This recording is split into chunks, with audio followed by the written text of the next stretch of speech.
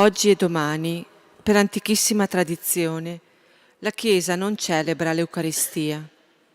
Ci siamo radunati in assemblea intorno alla parola di Dio per ricordare la passione e la morte in croce di Gesù. La sua sofferenza e umiliazione nella morte preparano la sua glorificazione. La celebrazione si svolgerà in 3 momenti: la lettura della parola di Dio, l'adorazione del crocifisso, la comunione eucaristica. Iniziamo questa azione liturgica in preghiera silenziosa. È il silenzio dell'uomo che conosce il suo peccato e la sua miseria. È il silenzio dell'uomo che si prepara a riconoscere le meraviglie delle opere di Dio, che sa trarre dalla vita dalla morte. Mettiamoci in ginocchio.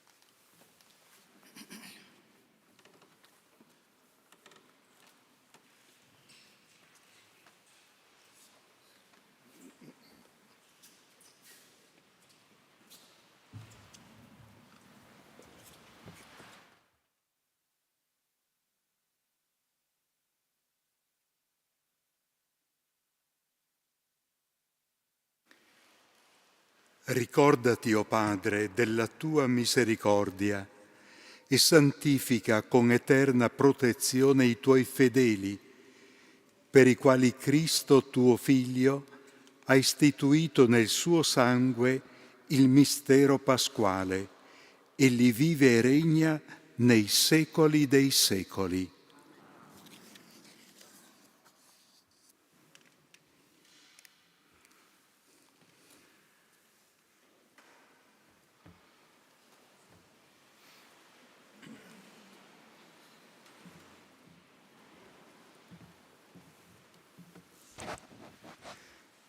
Dal libro del profeta Isaia.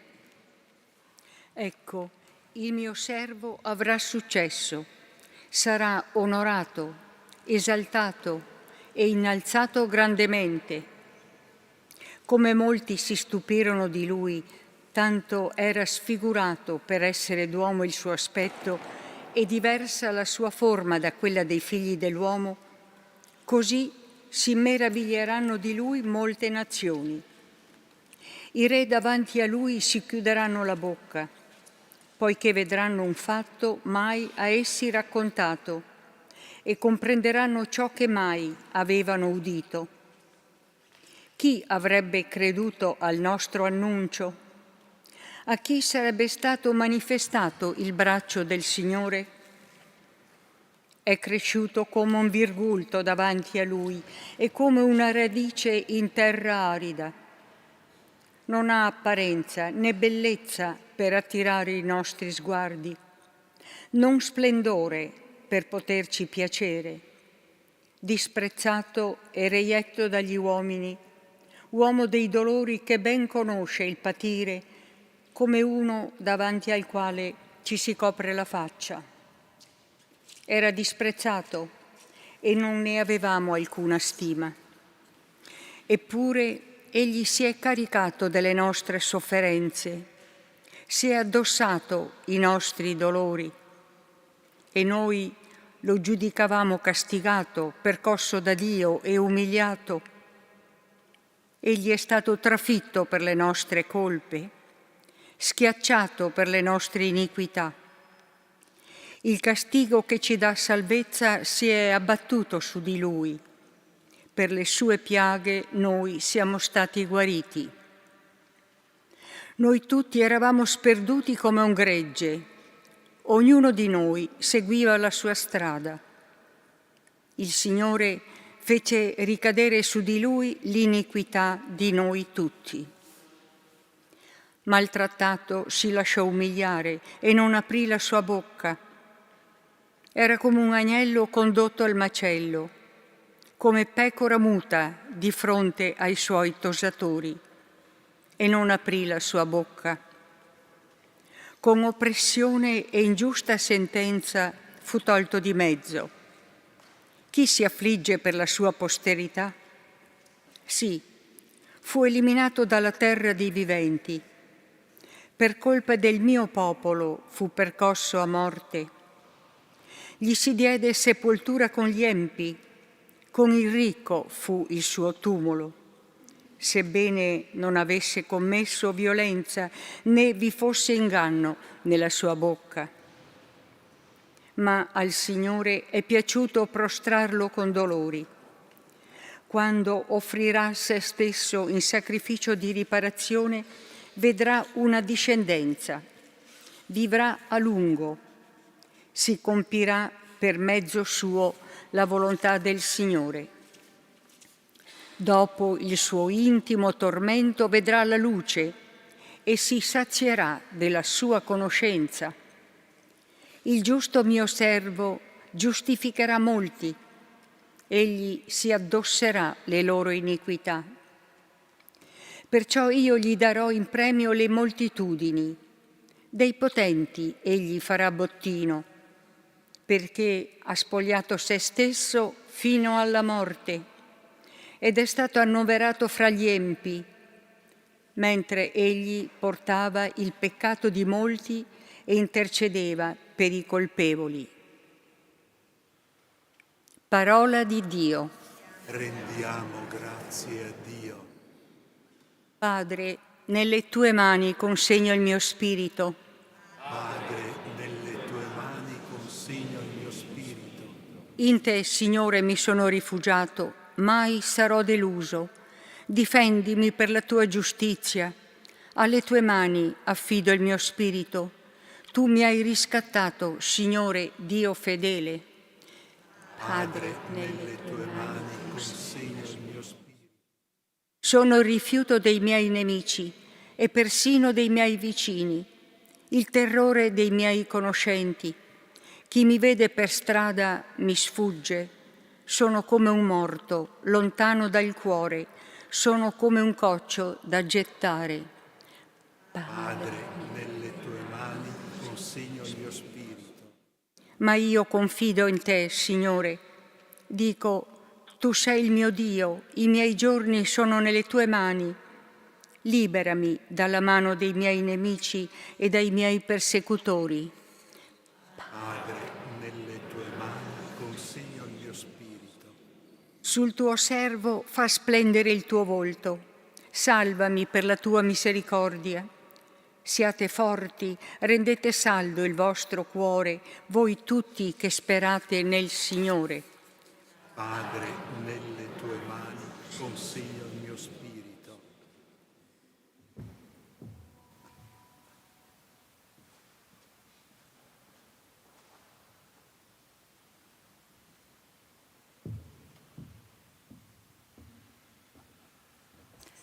Dalla lettera agli Ebrei. Fratelli, poiché abbiamo un sommo sacerdote grande che è passato attraverso i cieli, Gesù, il Figlio di Dio, manteniamo ferma la professione della fede. Infatti, non abbiamo un sommo sacerdote che non sappia prendere parte alle nostre debolezze. Egli stesso è stato messo alla prova in ogni cosa come noi, escluso il peccato.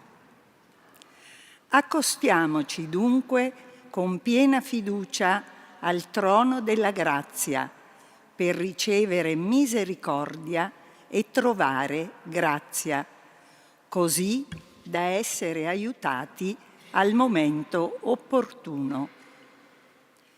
Cristo, infatti, nei giorni della sua vita terrena, offrì preghiere e suppliche, con forti grida e lacrime, a Dio che poteva salvarlo da morte, e per il suo pieno abbandono a Lui venne esaudito. Pur essendo figlio, imparò l'obbedienza da ciò che patì e, reso perfetto, divenne causa di salvezza eterna per tutti coloro che gli obbediscono. Parola di Dio. Rendiamo grazie a Dio. Gloria e lode a te, Cristo Per Signore. per noi Cristo si è fatto obbediente fino alla morte e alla morte in croce. Per questo l'ha esaltato, Dio l'ha esaltato e gli ha dato un nome, il nome che è sopra ogni nome.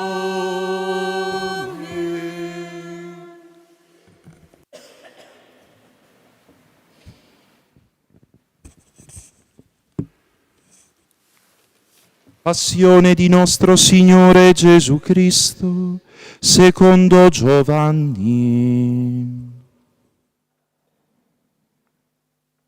In quel tempo Gesù uscì con i suoi discepoli al di là del torrente Cedron, dove c'era un giardino, nel quale entrò con i suoi discepoli. Anche Giuda, il traditore, conosceva quel luogo, perché Gesù spesso si era trovato là con i suoi discepoli. Giuda dunque vi andò, dopo aver preso un gruppo di soldati e alcune guardie fornite dai capi dei sacerdoti e dai farisei, con lanterne, fiaccole e armi. Gesù, allora, sapendo tutto quello che doveva accadergli, si fece innanzi e disse loro: Chi cercate? Gli risposero. Gesù il Nazareno. Disse loro Gesù. Sono io. Vi era con loro anche Giuda il traditore. Appena disse loro, sono io, indietreggiarono e caddero a terra. Domandò loro di nuovo. Chi cercate? Risposero. Gesù il Nazareno. Gesù replicò: Vi ho detto, sono io. Se dunque cercate me, lasciate che questi se ne vadano. perché si compisse la parola che egli aveva detto: non ho perduto nessuno di quelli che mi hai dato. Allora Simon Pietro, che aveva una spada, la trasse fuori, colpì il servo del sommo sacerdote e gli tagliò l'orecchio destro. Quel servo si chiamava Malco. Gesù allora disse a Pietro: Rimetti la spada nel fodero. Il calice che il Padre mi ha dato, non dovrò berlo? Allora i soldati, con il comandante e le guardie dei Giudei, catturarono Gesù, lo legarono e lo condussero prima da Anna. Egli infatti era suocero di Caifa, che era sommo sacerdote quell'anno. Caifa era quello che aveva consigliato ai Giudei: è conveniente che un solo uomo muoia per il popolo. Intanto Simon Pietro seguiva Gesù insieme a un altro discepolo. Questo discepolo era conosciuto dal sommo sacerdote ed entrò con Gesù nel cortile del sommo sacerdote. Pietro invece si fermò fuori vicino alla porta. Allora quell'altro discepolo, noto al sommo sacerdote, tornò fuori, parlò alla portinaia e fece entrare Pietro. E la giovane portinaia disse a Pietro: Non sei anche tu uno dei discepoli di quest'uomo? Egli rispose: Non lo sono. Intanto i servi e le guardie avevano acceso un fuoco perché faceva freddo e si scaldavano.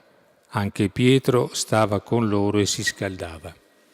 Il sommo sacerdote dunque interrogò Gesù riguardo ai suoi discepoli e al suo insegnamento. Gesù gli rispose: Io ho parlato al mondo apertamente. Ho sempre insegnato nella sinagoga e nel tempio, dove tutti i giudei si riuniscono, e non ho mai detto nulla di nascosto. Perché interroghi me? Interroga quelli che hanno udito ciò che ho detto loro. Ecco, essi sanno che cosa ho fatto. Appena detto questo, una delle guardie presenti diede uno schiaffo a Gesù dicendo: Così rispondi al sommo sacerdote? Gli rispose Gesù: Se ho parlato male, dimostrami dov'è il male. Ma se ho parlato bene, perché mi percuoti? Allora Anna lo mandò con le mani legate a Caifa, il sommo sacerdote.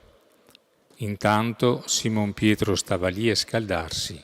Gli dissero: Non sei anche tu uno dei suoi discepoli? Egli lo negò e disse: Non lo sono. Ma uno dei servi del sommo sacerdote, parente di quello a cui Pietro aveva tagliato l'orecchio, disse: Non ti ho visto forse con lui nel giardino? Pietro negò di nuovo e subito un gallo cantò. Condussero poi Gesù dalla casa di Caifa nel pretorio. Era l'alba ed essi non vollero entrare nel pretorio per non contaminarsi e per poter mangiare la Pasqua. Pilato dunque uscì verso di loro e domandò: Che accusa portate contro quest'uomo? Gli risposero: Se costui non fosse un malfattore non te l'avremmo consegnato. Allora Pilato disse loro: Prendetelo voi e giudicatelo secondo la vostra legge. Gli risposero i giudei: A noi non è consentito mettere a morte nessuno. Così si compivano le parole che Gesù aveva detto, indicando di quale morte doveva morire. Pilato allora rientrò nel pretorio, fece chiamare Gesù e gli disse: Sei tu il re dei Giudei? Gesù rispose: Dici questo da te oppure altri ti hanno parlato di me? Pilato disse: Sono forse io giudeo? La tua gente e i capi dei sacerdoti ti hanno consegnato a me. Che cosa hai fatto? Rispose Gesù: Il mio regno non è di questo mondo. Se il mio regno fosse di questo mondo, i miei servitori avrebbero combattuto perché non fossi consegnato ai giudei, ma il mio regno non è di qua giù. Allora Pilato gli disse: Dunque tu sei re? Rispose Gesù: Tu lo dici, io sono re. Per questo io sono nato e per questo sono venuto nel mondo, per dare testimonianza alla verità. Chiunque è dalla verità ascolta la mia voce. Gli dice Pilato. Che cos'è la verità? E detto questo, uscì di nuovo verso i giudei e disse loro: Io non trovo in lui colpa alcuna. Vi è tra voi l'usanza che, in occasione della Pasqua, io rimetta uno in libertà per voi. Volete dunque che io rimetta in libertà per voi il re dei Giudei? Allora essi gridarono di nuovo. Non costui, ma Barabba. Barabba era un brigante. Allora Pilato fece prendere Gesù e lo fece flagellare. E i soldati, intrecciata una corona di spine, gliela posero sul capo e gli misero addosso un mantello di porpora. Poi gli si avvicinavano e dicevano: Salve, re dei Giudei. e gli davano schiaffi. Pilato uscì fuori di nuovo e disse loro: Ecco, io ve lo conduco fuori, perché sappiate che non trovo in lui colpa alcuna. Allora Gesù uscì, portando la corona di spine e il mantello di porpora, e Pilato disse loro. Ecco l'uomo. Come lo videro, i capi dei sacerdoti e le guardie gridarono. Crocifiggilo, crocifiggilo. Disse loro Pilato: Prendetelo voi e crocifiggetelo. Io in lui non trovo colpa. Gli risposero i giudei: Noi abbiamo una legge e secondo la legge deve morire perché si è fatto figlio di Dio. All'udire queste parole, Pilato ebbe ancor più paura. Entrò di nuovo nel pretorio e disse a Gesù: Di dove sei tu? Ma Gesù non gli diede risposta. Gli disse allora Pilato: Non mi parli? Non sai che ho il potere di metterti in libertà e il potere di metterti in croce? Gli rispose Gesù: Tu non avresti alcun potere su di me, se ciò non ti fosse stato dato dall'alto. Per questo chi mi ha consegnato a te ha un peccato più grande. Da quel momento Pilato cercava di metterlo in libertà, ma i giudei gridarono: Se liberi costui, non sei amico di Cesare. Chiunque si fa re si mette contro Cesare. Udite queste parole, Pilato fece condurre fuori Gesù e sedette in tribunale, nel luogo chiamato Litostroto, in ebraico Gabbatà. Era la parasceve della Pasqua, verso mezzogiorno. Pilato disse ai giudei: Ecco il vostro re. Ma quelli gridarono. Via, via, crocifiggilo. Disse loro Pilato. Metterò in croce il vostro re? Risposero i capi dei sacerdoti. Non abbiamo altro re che Cesare. Allora lo consegnò loro perché fosse crocifisso. Essi presero Gesù ed egli, portando la croce, si avviò verso il luogo detto del cranio, in ebraico Golgota, dove lo crocifissero e con lui altri due, uno da una parte e uno dall'altra, e Gesù in mezzo. Pilato compose anche l'iscrizione e la fece porre sulla croce. Vi era scritto: Gesù il Nazareno, il Re dei Giudei. Molti giudei lessero questa iscrizione, perché il luogo dove Gesù fu crocifisso era vicino alla città. Era scritta in ebraico, in latino e in greco.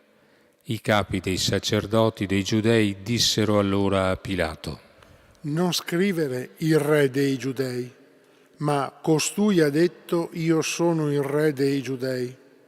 Rispose Pilato: Quel che ho scritto, ho scritto. I soldati poi, quando ebbero crocifisso Gesù, presero le sue vesti, ne fecero 4 parti, una per ciascun soldato, e la tunica. Ma quella tunica era senza cuciture, tessuta tutta d'un pezzo da cima a fondo. Perciò dissero tra loro: Non stracciamola, ma tiriamola a sorte a chi tocca.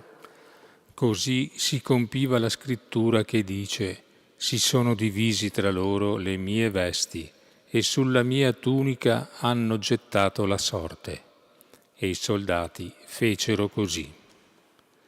Stavano presso la croce di Gesù sua madre, la sorella di sua madre, Maria madre di Cleopa e Maria di Magdala. Gesù, allora, vedendo la madre e accanto a lei il discepolo che egli amava, disse alla madre: Donna, ecco tuo figlio. Poi disse al discepolo, Ecco tua madre. e da quell'ora il discepolo l'accolse con sé.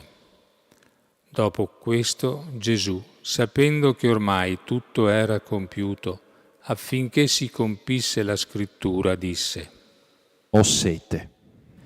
Vi era lì un vaso pieno di aceto.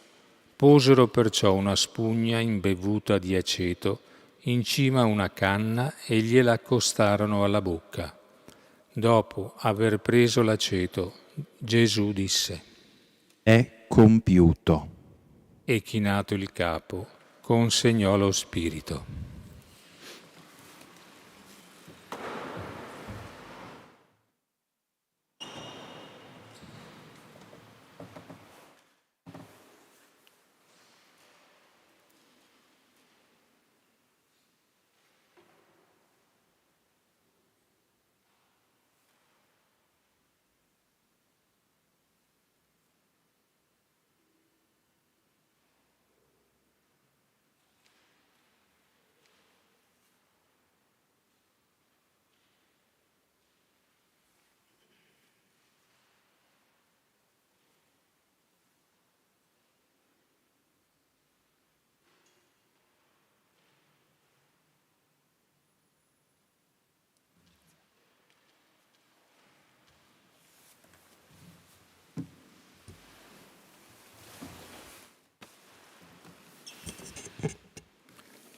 Era il giorno della Parasceve e i giudei, perché i corpi non rimanessero sulla croce durante il sabato, era infatti un giorno solenne quel sabato, chiesero a Pilato che fossero spezzate loro le gambe e fossero portati via. Vennero dunque i soldati e spezzarono le gambe all'uno e all'altro che erano stati crocifissi insieme con lui. Venuti però da Gesù, vedendo che era già morto, non gli spezzarono le gambe, ma uno dei soldati con una lancia gli colpì il fianco e subito ne uscì sangue e acqua. Chi ha visto ne dà testimonianza e la sua testimonianza è vera. Egli sa che dice il vero, perché anche voi crediate. Questo infatti avvenne perché si compisse la scrittura. Non gli sarà spezzato alcun osso. E un altro passo della scrittura dice ancora: volgeranno lo sguardo a colui che hanno trafitto. Dopo questi fatti, Giuseppe d'Arimatea, che era discepolo di Gesù, ma di nascosto, per timore dei giudei, chiese a Pilato di prendere il corpo di Gesù. Pilato lo concesse. Allora egli andò e prese il corpo di Gesù. Vi andò anche Nicodemo, quello che in precedenza era andato da lui di notte, e portò circa 30 chili di una mistura di mirra e di aloe.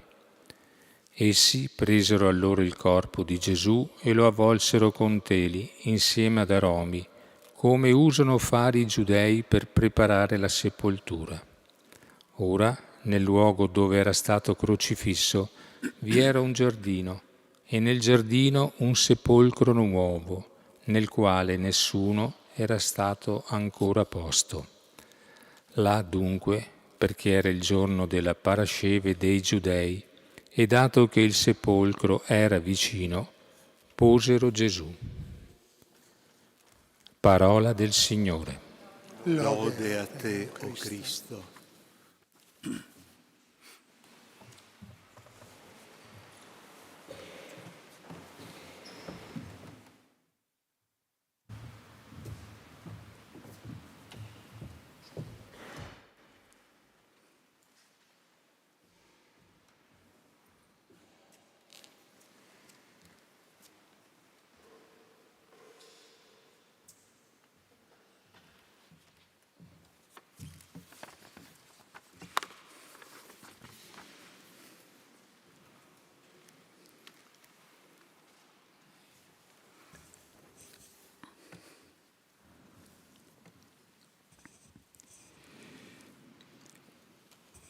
Chi cercate? Chiede Gesù ai soldati e alle guardie venute a catturarlo nell'orto degli Olivi. Erano persone ignare di quello che stavano facendo, semplici esecutori di ordini superiori. Da tempo i loro capi avevano deciso di mettere a morte Gesù. Ora essi ne eseguono l'ordine. Chi cercate? Ripete loro Gesù. Gesù è pienamente consapevole di ciò che sta per accadere. Lo aveva ampiamente e dettagliatamente previsto. Ora affronta la situazione e la sua ora con coraggio, con piena padronanza di sé e con una parola ferma e schietta. La sua libertà è totale. Mentre chiede chi cercate, sembra aggiungere: eccomi, sono qui, sono pronto a completare il dono totale di me stesso. Sono disposto a vivere l'obbedienza al Padre e l'amore degli uomini fino alle estreme conseguenze. Anche a noi oggi Gesù dice: eccomi, sono qui per voi, sono qui per te. Ti invito a rivivere con me gli ultimi momenti della mia vita e ad accompagnarmi in essi con grande attenzione e con piena partecipazione. Non avere fretta, sosta accanto a me, contemplami in qualche mio gesto, ascolta in profondità qualche mia parola, sosta in silenzio, un silenzio abitato dall'amore e, perché no, dal pianto. A pensarci bene, ho vissuto la mia passione e morte per te. E come allora, anche oggi ripeto: eccomi, eccomi a te. Mi metto davanti a te, in piena disponibilità, da vero povero. Fa di me ciò che vuoi, disponi pure di me, mi affido al tuo cuore. Chi si offre così alla nostra libertà Chi si mette nelle nostre mani con questa disponibilità è Gesù di Nazaret, che di fronte al sommo sacerdote Caifa può dire: ho sempre parlato al mondo apertamente, ho sempre insegnato nella sinagoga e nel tempio, dove tutti i giudei si riuniscono, e non ho mai detto nulla di nascosto. Com'è bella questa parola di Gesù, questa sua schietta rivendicazione di essere uomo trasparente e vero, qualità che anche i nemici gli riconoscono. Sappiamo, dicevano, che sei un uomo vero e che dici la verità secondo Dio. Eppure è proprio qui che si nasconde il dramma, lo scontro tra la luce e le tenebre. Il mio regno non è di questo mondo, dice Gesù a Pilato. I valori che mi ispirano e che attingo dal cuore del Padre mio non sono gli interessi seguiti dal mondo degli uomini.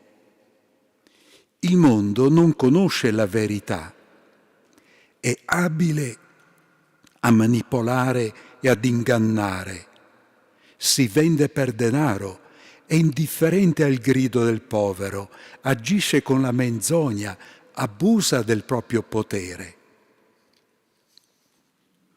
Gesù ha percorso in lungo e in largo le strade della sua terra, ha parlato apertamente a tutti, ha avvicinato grandi e piccoli, ha soccorso i bisognosi, ha guarito malati, ha offerto il perdono a peccatori e ora di fronte al governatore cinico e vile può dire schiettamente: io sono venuto in questo mondo per dare testimonianza alla verità. Chiunque è dalla verità ascolta la mia parola. Siamo veramente fortunati noi discepoli di Gesù. Nella confusione e nello sconcerto che sta vivendo oggi il mondo, noi non siamo abbandonati a noi stessi. Noi non siamo persi o smarriti. Abbiamo una bussola, abbiamo una guida, abbiamo una parola di salvezza. Lui, il Maestro, via, verità e vita, si propone continuamente a noi per camminare con noi, perché ritroviamo nella sua parola una luce nello smarrimento dei pensieri, un calore al gelo del cuore, una spinta nuova nella paralisi del cammino nella vita. Lui è con noi sempre. Fa soffrire constatare come tanti battezzati dimenticano questo. Hanno una possibilità e non ne approfittano. Hanno a disposizione un pane fragrante e soffrono la fame. Non di solo pane vive l'uomo, ma di ogni parola che esce dalla bocca di Dio. C'è qualcosa di misterioso in questa parola di Gesù a Pilato. Dice: chiunque è dalla verità ascolta la mia parola. Possiamo dire così: se noi, discepoli del Maestro, avvertiamo nel cuore un'intima gioia nell'ascoltare la parola di Gesù, allora possiamo dire che Dio è con noi, che il Padre ci ha visitati attirandoci a Gesù, facendoci dono di Lui. Dimorare nella parola di Gesù è dimorare in Dio. Gesù è venuto per dare testimonianza alla verità di Dio, alla verità che Dio è amore. La passione e morte di Gesù documentano come è avvenuta tale testimonianza, in quale modo, a quale prezzo. Nel racconto della passione di Giovanni cogliamo alcuni elementi di questa testimonianza alla verità. Gesù in tutto si fa testimone di Dio amore e lo fa attraverso la sua umanità pienamente consegnata a Dio e all'amore dei fratelli. È suggestivo come Pilato presenti Gesù alla folla. Dice di lui: ecco l'uomo, che vuol dire certamente ecco l'uomo di cui si parla, ecco l'uomo in questione, ma vuol dire anche ecco il vero uomo, l'uomo per eccellenza, l'uomo vera immagine di Dio, l'uomo che riproduce in sé le caratteristiche di Dio. Durante la passione, l'amore di Gesù si esprime nell'atteggiamento di rispetto verso tutti, anche verso nemici e accusatori. Egli tratta con rispetto le guardie che vanno a catturarlo, guarisce l'orecchio ferito di Malco, si preoccupa che i suoi discepoli non siano coinvolti nella sua cattura, risponde con dignità e fermezza al sommo sacerdote, interloquisce col servo del sommo sacerdote facendolo ragionare sulla violenza del suo comportamento, dialoga a lungo con Pilato, offrendogli l'opportunità di riflettere e di rivedersi.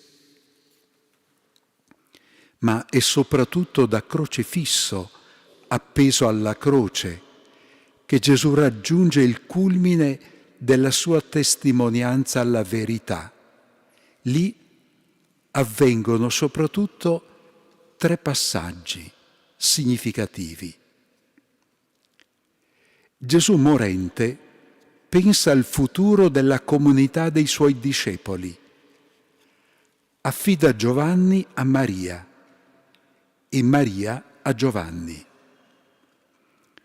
Dopo la sua morte in croce, i discepoli che formano la sua Chiesa, il nuovo Israele, troveranno in Maria una presenza materna, un luminoso esempio di fede e di abbandono in Dio. Con l'aiuto di Maria sarà loro più facile realizzare l'ideale proprio di ogni discepolo, vissuto così intensamente da Paolo, il quale dice: non sono più io che vivo, ma Cristo vive in me. È la maternità spirituale.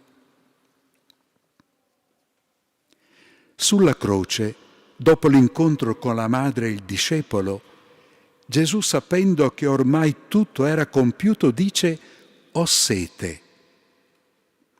Appeso alla croce, straziato dai dolori, consumato dalla sete, Gesù dichiara a tutti: ho sete. La sua non è solo sete di acqua, è soprattutto sete di amore. È sete che il suo amore sia corrisposto con l'amore. Mentre fa dono di tutto se stesso, ha sete che le persone rispondano all'amore con l'amore. A me oggi, dalla croce, il Signore continua a dire: amico, fratello, amica, sorella, per te ho dato la vita. Vedi, cogli il mio ardente desiderio di ricevere il tuo amore. Corrispondi al mio amore, poiché ho ardente sete della tua sete di me. Poco prima di dare l'ultimo respiro, il Signore dalla croce proferisce l'ultima parola: è compiuto. Certamente essa non significa è finita. Non è questo il linguaggio che corrisponde al modo di vivere di Gesù. Gesù non ha mai subito nulla da dover dire alla sua conclusione: finalmente è finita. La parola è compiuto vuol dire piuttosto ho portato a termine, ho portato a compimento. Si realizza ora quello che Giovanni scrive nel suo Vangelo a riguardo dell'inizio dell'ultima cena. Gesù, avendo amato i suoi che erano nel mondo, li amò sino alla fine. Ciò che è compiuto, o Signore, è il tuo cammino sulla via dell'amore. Hai amato fino in fondo, hai vissuto l'amore fino alle sue estreme conseguenze. Come trova armonia nella tua vita, o Signore, la realtà dell'amore? Tu hai annunciato Dio amore, hai predicato l'esigenza di amare Dio con tutto il cuore e con tutte le forze. Hai aggiunto anche che l'amore del prossimo è la prova dell'amore di Dio. Hai raccontato Dio amore con parabole stupende, come quella di un Dio che assomiglia a un pastore che cerca finché trova la pecora smarrita, oppure quella del Padre misericordioso che, offeso dal Figlio, sa attenderne il ritorno e lo accoglie nuovamente in casa. E poi hai raccontato di un buon samaritano che sa soccorrere l'uomo caduto nelle mani dei briganti. Ma tu non solo hai compiuto il racconto dell'amore, hai anche vissuto con tutto te stesso l'amore di amicizia, l'amore verso i piccoli, l'amore verso i peccatori e soprattutto l'amore verso i nemici, che in te non è mai stato debolezza o rinuncia, ma forza mite che interroga la coscienza e il cuore anche del nemico e dell'oppressore. Io sono venuto nel mondo per dare testimonianza alla verità. E la verità è l'amore di Dio per l'uomo. E tu, Signore Gesù, hai annunciato, predicato e vissuto fino all'estrema misura questo amore. Tu hai promesso, quando sarò elevato sulla croce, attirerò tutti a me. Attiraci a te, Cristo crocifisso. Parla al nostro cuore del tuo amore per tutti gli uomini. Il nostro bacio al crocifisso sarà la nostra umile risposta alla tua parola che offri a tutti, anche a me. Eccomi, sono qui per te.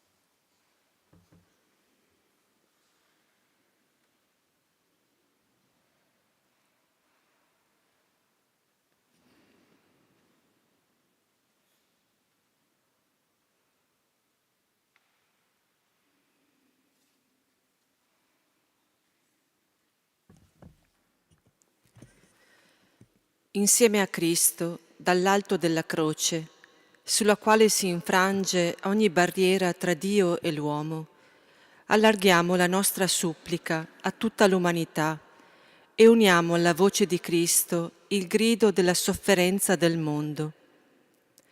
Il lettore proporrà l'intenzione e pregheremo un momento in silenzio. Infine, il sacerdote riassumerà ogni volta le nostre invocazioni con una preghiera a nome di tutti.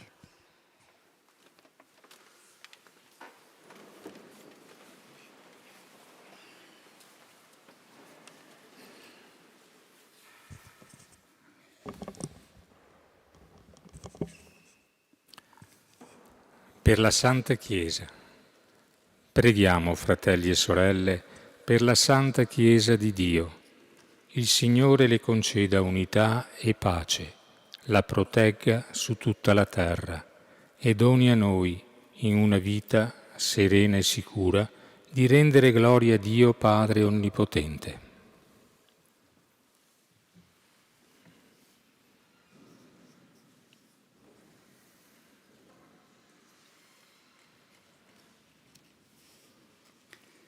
Dio onnipotente ed eterno, che hai rivelato in Cristo la tua gloria a tutte le genti, custodisci l'opera della tua misericordia, perché la tua Chiesa diffusa su tutta la terra perseveri con fede salda nella confessione del tuo nome, per Cristo nostro Signore. Amen. Per il Papa. Preghiamo per il nostro Santo Padre, il Papa Francesco, il Signore Dio nostro, che lo ha scelto nell'ordine episcopale, gli conceda vita e salute e lo conservi alla sua Santa Chiesa come guida e pastore del popolo santo di Dio.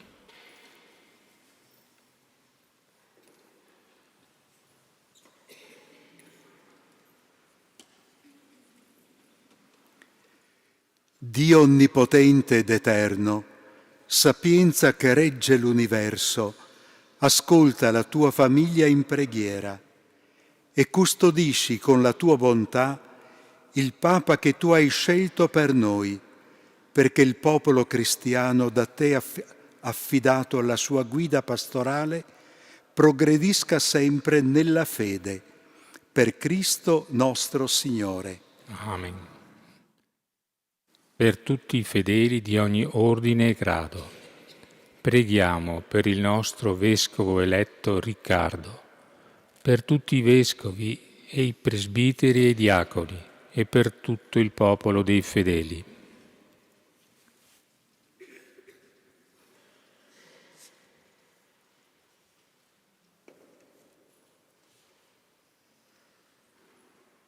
Dio onnipotente ed eterno, che con il tuo Spirito guidi e santifichi tutto il corpo della Chiesa, accogli le preghiere che ti rivolgiamo, perché secondo il dono della tua grazia, tutti i membri della comunità, nel loro ordine e grado, ti possano fedelmente servire, per Cristo nostro Signore. Amen. Per i catecumeni. Preghiamo per i catecumeni. Il Signore Dio nostro apra i loro cuori all'ascolto e dischiuda la porta della misericordia, perché mediante il lavacro di rigenerazione ricevano il perdono di tutti i peccati e siano incorporati in Cristo Gesù, Signore nostro.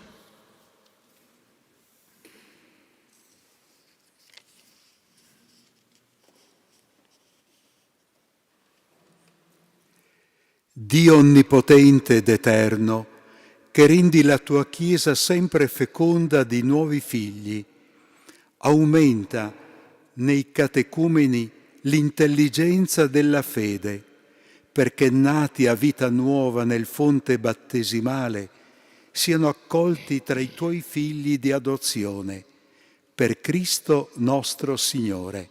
Amen. Per l'unità dei cristiani.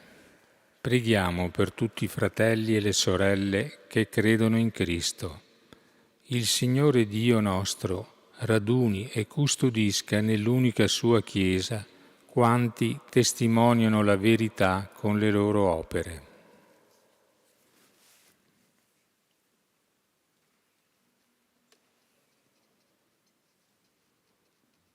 Dio onnipotente ed eterno, che raduni i tuoi figli ovunque dispersi e li custodisci nell'unità, volgi lo sguardo al gregge del tuo Figlio, perché coloro che sono stati consacrati da un solo battesimo siano una cosa sola, nell'integrità della fede e nel vincolo dell'amore, per Cristo nostro Signore. Amen. Per gli ebrei. Preghiamo per gli ebrei. Il Signore Dio nostro, che a loro per primi ha rivolto la sua parola, li aiuti a progredire sempre nell'amore del suo nome e nella fedeltà alla sua alleanza.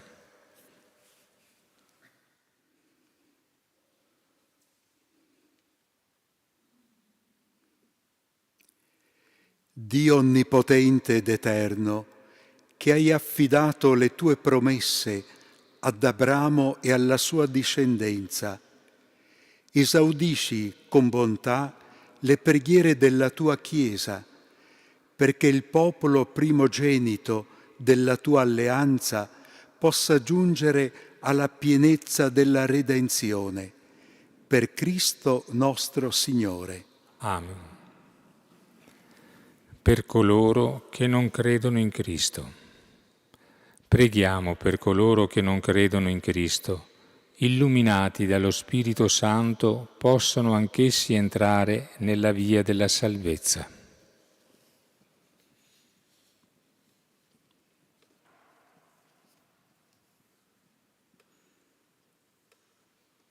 Dio onnipotente ed eterno, dona a coloro che non credono in Cristo di trovare la verità camminando alla tua presenza con cuore sincero e concedi a noi di essere nel mondo testimoni più autentici della tua carità, progredendo nell'amore vicendevole e nella piena conoscenza del mistero della sua vita, per Cristo nostro Signore. Per coloro che non credono in Dio. Preghiamo per coloro che non credono in Dio, praticando la giustizia con cuore sincero, giungano alla conoscenza del Dio vero.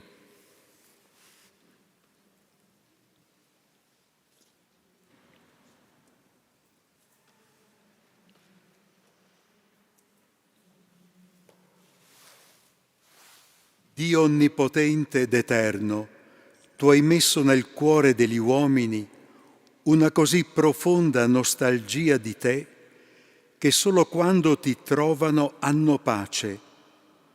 Fa che tra le difficoltà della vita tutti riconoscano i segni della tua bontà e, stimolati dalla nostra testimonianza, abbiano la gioia di conoscere, di credere in te, unico vero Dio e Padre di tutti gli uomini, per Cristo nostro Signore.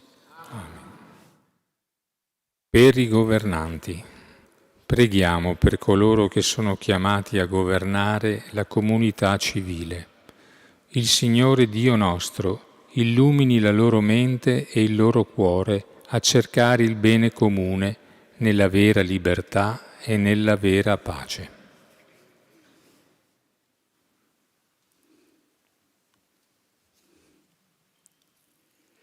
Dio onnipotente ed eterno, nelle tue mani sono le speranze degli uomini e i diritti di ogni popolo. Assisti con la tua sapienza coloro che ci governano, perché con il tuo aiuto promuovano su tutta la terra una pace duratura, la prosperità dei popoli e la libertà religiosa, per Cristo nostro Signore. per quanti sono nella prova. Preghiamo, fratelli e sorelle, Dio Padre Onnipotente, perché purifichi il mondo dagli errori, allontani le malattie, vinca la fame, renda la libertà ai prigionieri, spezzi le catene, conceda sicurezza a chi viaggia, il ritorno ai lontani da casa, la salute agli ammalati e ai morenti la salvezza eterna.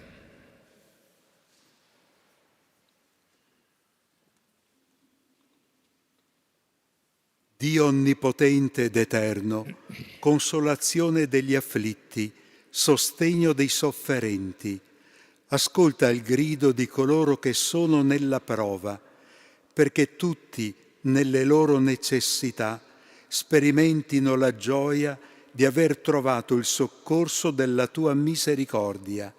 Per Cristo nostro Signore. Amen.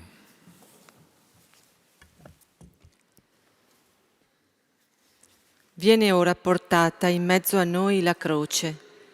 Il diacono per 3 volte ci inviterà a venerare la croce. Risponderemo: venite, adoriamo. Dopo che colui che presiede e i ministri avranno adorato la croce, potremo anche noi tutti metterci in fila davanti al crocifisso per compiere un gesto di adorazione. Durante la venerazione della croce ci uniremo nel canto Ti saluto, o Croce Santa.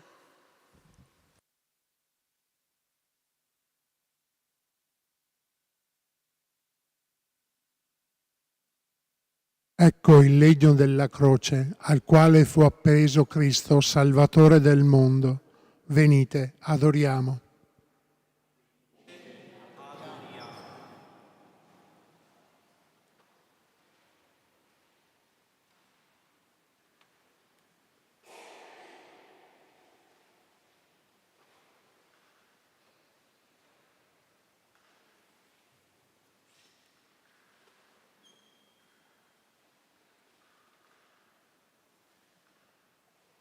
Ecco il legno della croce al quale fu appeso Cristo, il Salvatore del mondo.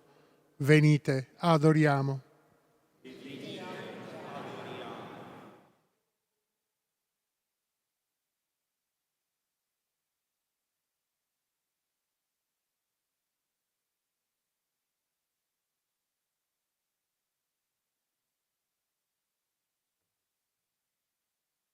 Ecco il legno della croce al quale fu appeso Cristo, il Salvatore del mondo.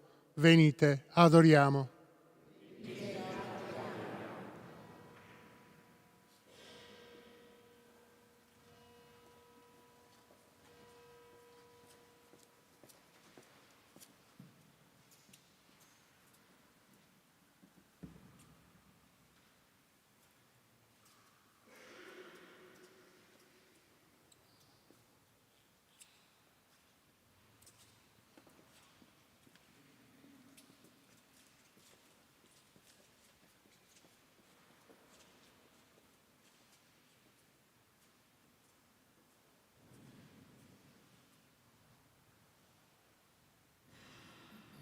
Ti saluto, o Croce Santa, che portasti il Redentor.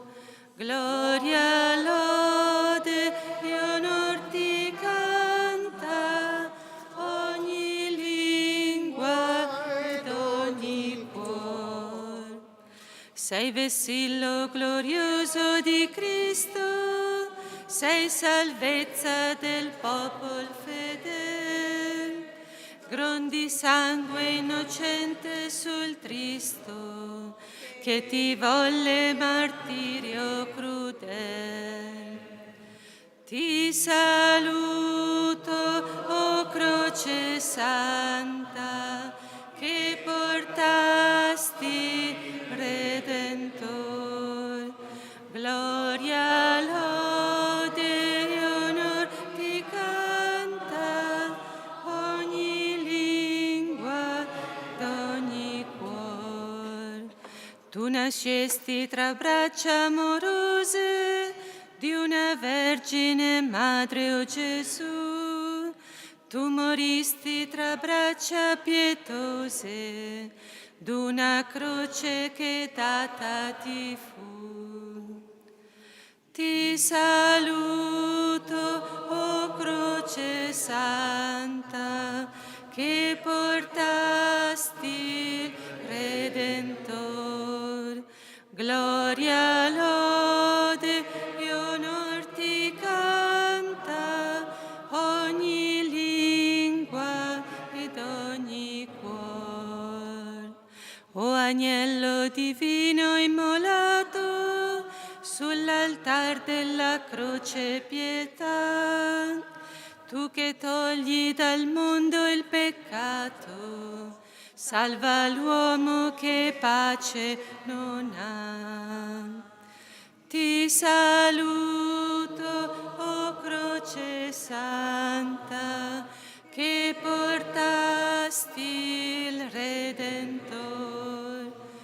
Gloria, lode e onor ti canta ogni lingua ed ogni cuor. Sei vessillo glorioso di Cristo, sua vittoria è segno d'amor. Il suo sangue innocente fu visto come fiamma sgorgare dal cuore. Ti saluto, o croce santa, che portasti il Redentor. Gloria, lode e onor ti canta ogni lingua ed ogni cuore. Canto numero 100, è giunta l'ora. È giunta l'ora, Padre, per me, ai miei amici ho detto che questa è la vita, conoscere te e il Figlio tuo, Cristo Gesù. Erano tuoi, li hai dati a me, ed ora sanno che torno a te.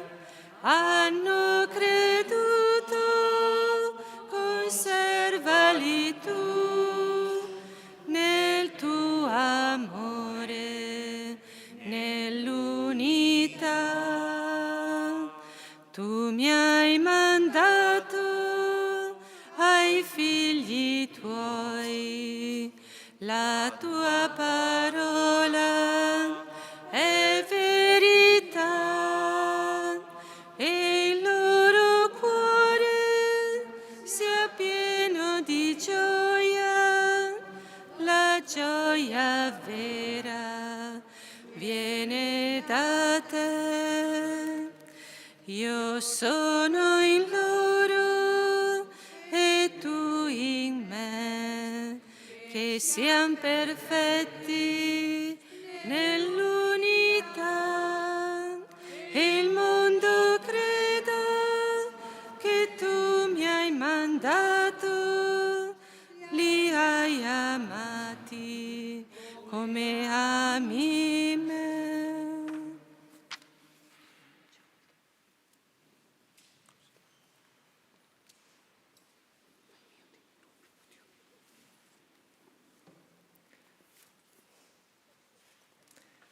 Signore dolce volto, al numero 229. Signore dolce volto di pena e di dolor, o volto pien di luce, colpito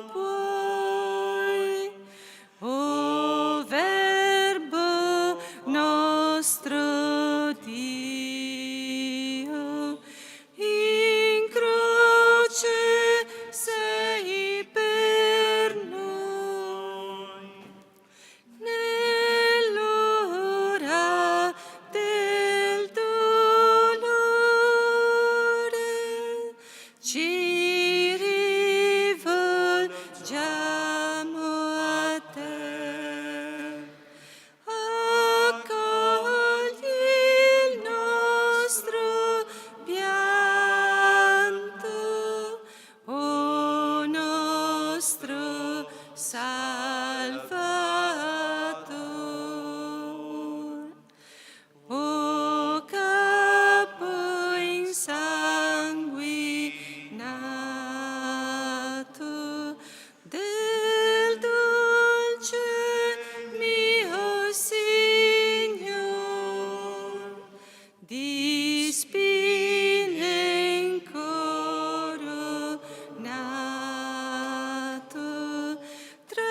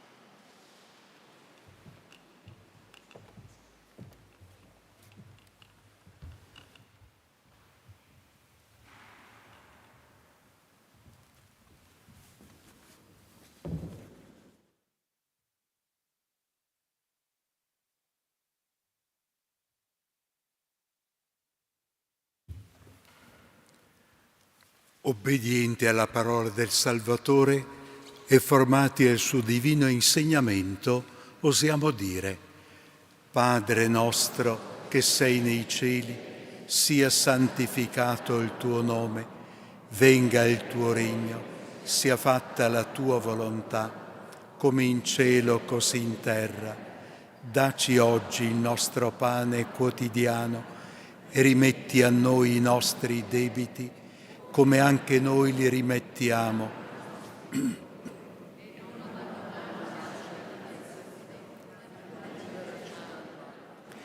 Liberaci, Signore, da tutti i mali, concedi la pace ai nostri giorni e con l'aiuto della tua misericordia vivremo sempre liberi dal peccato e sicuri da ogni turbamento, nell'attesa che si compia la beata speranza e venga il nostro Salvatore, Gesù Cristo.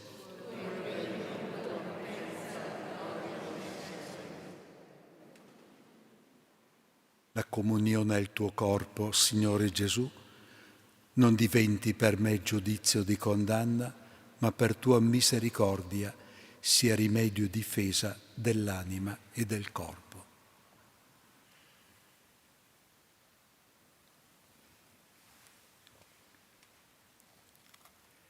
Ecco l'agnello di Dio, ecco colui che toglie i peccati del mondo, beati gli invitati alla cena dell'agnello.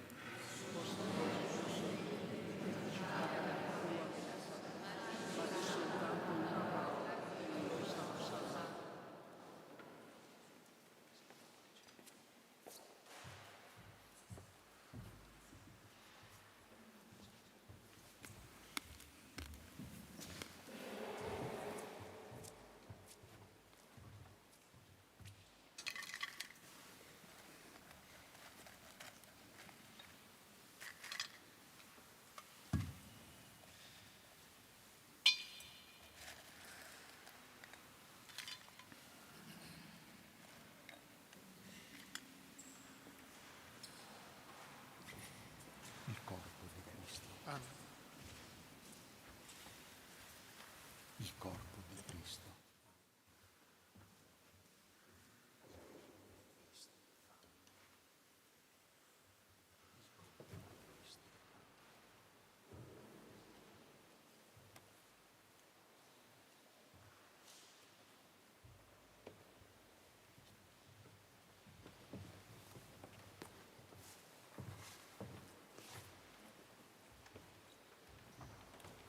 Ci accostiamo alla Santa Comunione pregando insieme con il canto Il pane del cammino, numero 104.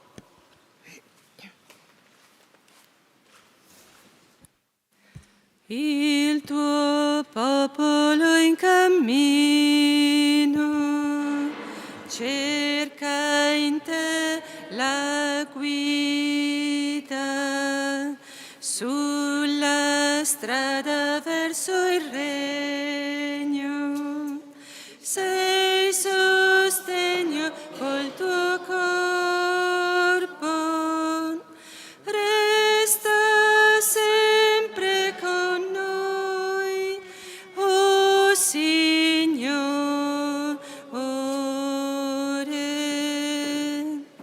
È il tuo pane, Gesù, che ci dà forza e rende più sicuro il nostro passo. Se il vigore nel cammino si svilisce,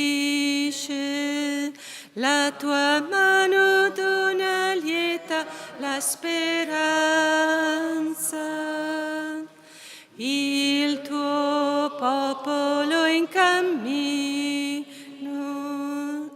cerca in te la guida sulla strada verso il regno.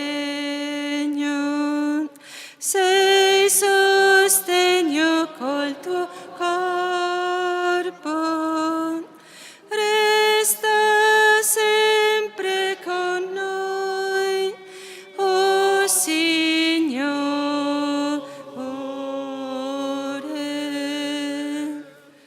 È Gesù che ci disseta e sveglia in noi l'ardore di seguirti. Se la gioia cede il passo, la stanchezza, la tua voce fa rinascere freschezza. Il tuo popolo in cammino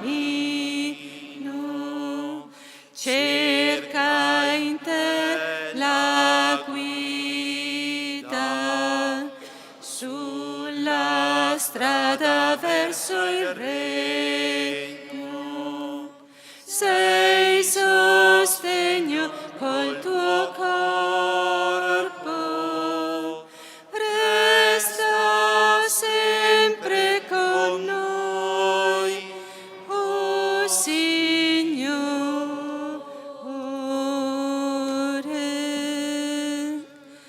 È il tuo corpo, Gesù, che ci fa Chiesa, fratelli sulle strade della vita. Se il rancore toglie luce all'amicizia, dal tuo cuore nasce giovane il perdono.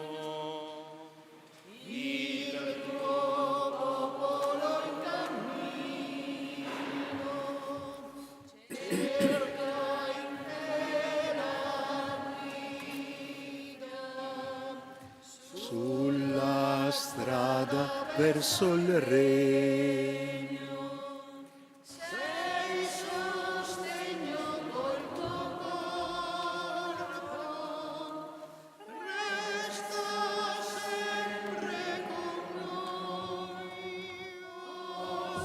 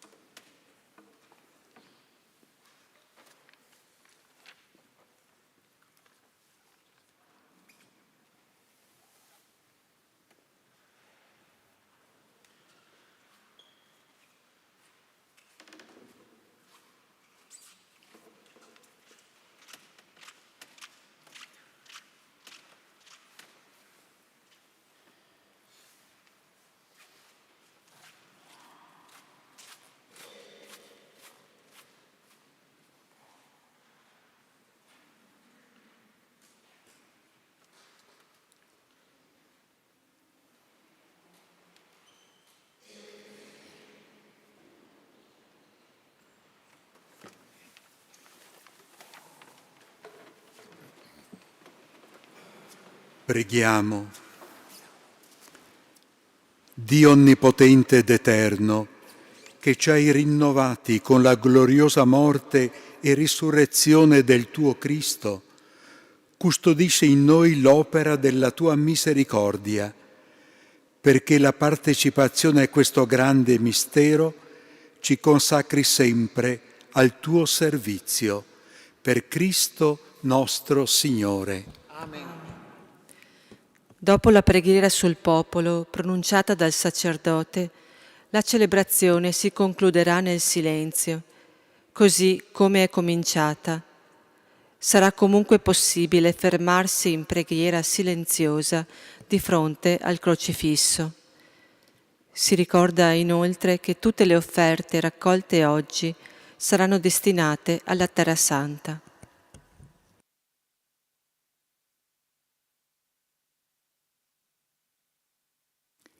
Scenda, o Padre, la tua benedizione su questo popolo che ha celebrato la morte del tuo Figlio.